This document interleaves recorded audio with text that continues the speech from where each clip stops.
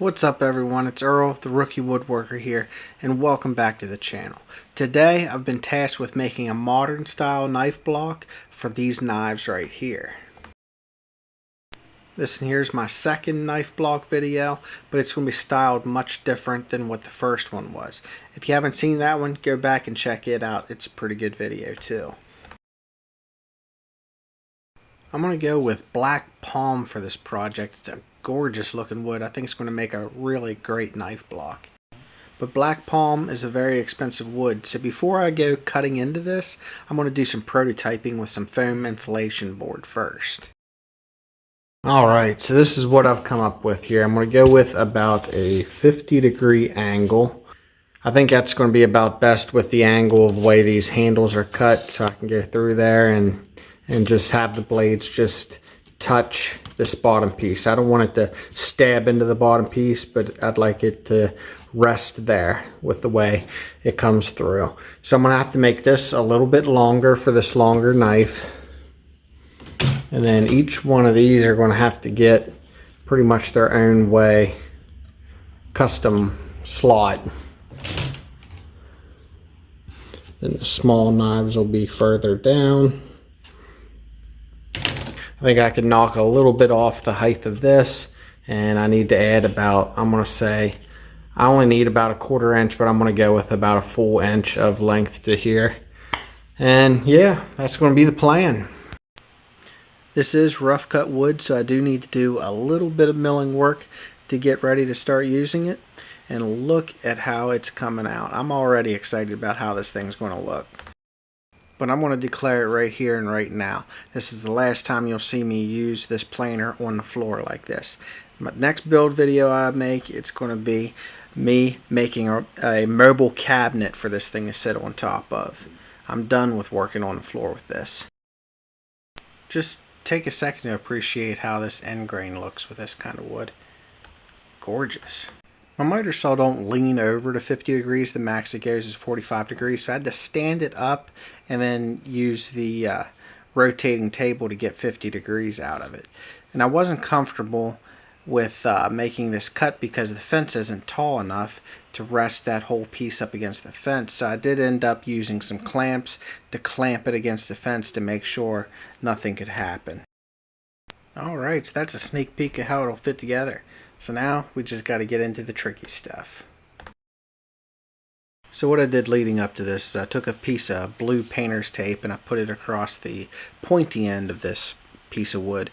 And then I measured out where I wanted my 3 grooves to end up being. There's 5 knives, but we're going to go with 3 grooves. 2 of the small knives will match up with the grooves of 2 of the larger knives. So I carefully measured those out and marked them on the pieces of blue tape. And then over here at the bandsaw, I'm just adjusting my fence to line up with those marks on the blue tape. The weird thing about this wood is it's really heavy stuff. It almost feels like you're handling a brick. And it takes a while for the saws to actually cut through it. It's hard like a brick too. Taking a couple really light passes on the jointer here at about a 1/64 of an inch at a time, just to make sure that my edges are perfect. That way I get a really nice clean glue line whenever I glue these back together. And you'll see here I realize a couple passes through that maybe I should try using push blocks, because you know I'm getting pretty close to that thing. Yeah, safety first. But yeah, I'm going super light passes because I really want to be careful not to take off too much material. I'd like for my grains to somewhat line up whenever I glue them together. Now what you see me doing here is going through each individual knife, and then I'm marking out where I want to remove material for the groove for that individual knife to be. Each one of them I'm laying through here to see exactly how I want it to be positioned when it's stuck into the knife block, and just basically marking that out on the pieces, and then we'll have to remove that material for the knife to be able to go through. Another thing about this wood is pencil lines are extremely hard to see on it, so I ended up having to go with painter's tape to mark out my lines.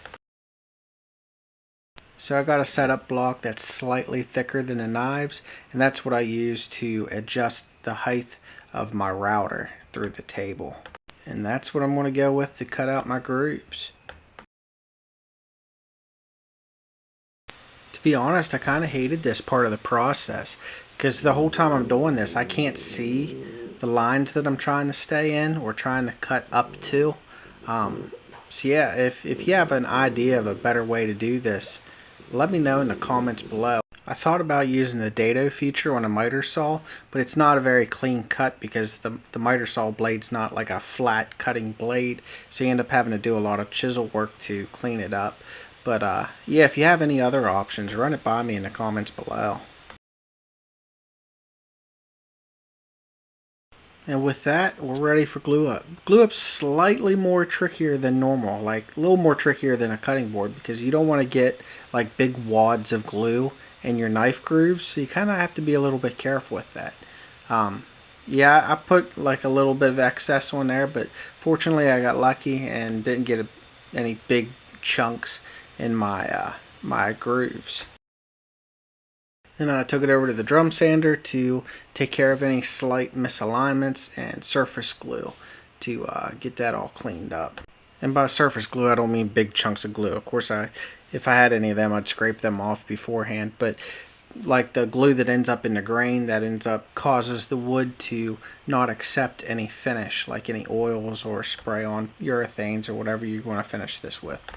Then I trimmed up a little bit off the sides to make sure the top and the bottom piece aligns perfectly. Because after everything we did to the top piece, it's not going to line up perfectly with the bottom piece. So we got to get that right first. Alright, so now I'm finally to the point where I can put these together. At least that's what the little idiot that could that's in my head is telling me. The reason I don't want to put this together yet is because I want to do some sanding. Because if I put this together in the configuration that it's in, I'm going to have a hard time sanding this surface and this surface. So yeah, we're going to do that before we put it together. So yeah, sand the surfaces that are hard to reach before assembly, and it'll make your life way easier. That wasn't the sander. I was making that noise with my mouth. Alright, so we're at the point where we're ready to glue this up. But the problem is whenever you have an awkward angle like this, it's hard to achieve clamping pressure in the right directions to be able to glue this up and make sure it glues up straight and perfect. So I had to get a little creative. And what I had to do was I had to cut out another piece of wood that is at the same angle we're going with here, which is 50 degrees, and glue it to be straight in line with where the clamp would go, so that a clamp can go right between here and it'll be perfect, like 90-degree clamping pressure on these pieces of wood. Now the other problem is that this piece of wood is going to want to slide backwards, so I drilled down another piece of wood on the bench so that this piece slides up against that and it won't move, and everything will be happy through the clamping process. Yeah, you're seeing that right. I have a nasty habit of wiping excess glue off on the bottom of my workbench, as if they don't make paper towels like every day or something. So at this point I want to add some dowel rods to the joint to try to add some strength to it. Now, is the glue enough? I think the glue is enough, but you know, you have the technology to try to make it stronger. Why not use it? You know, the tools are at my disposal. Just do it. And besides, they're going to be in the bottom where nobody's going to be able to see them. So I think it's a small price to pay to get an extra sense of security on this.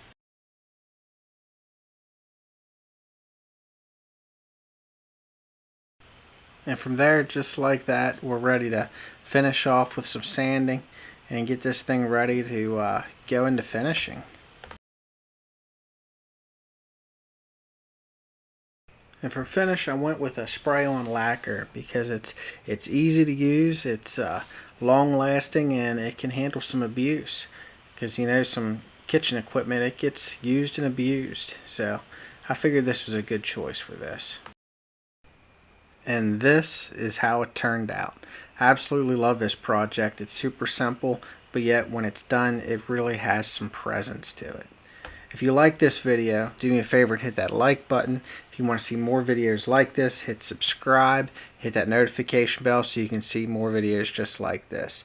But for now, there's some more videos that are going to pop up on your screen any second now. Go ahead and check out one of them too. Until next time, make something awesome.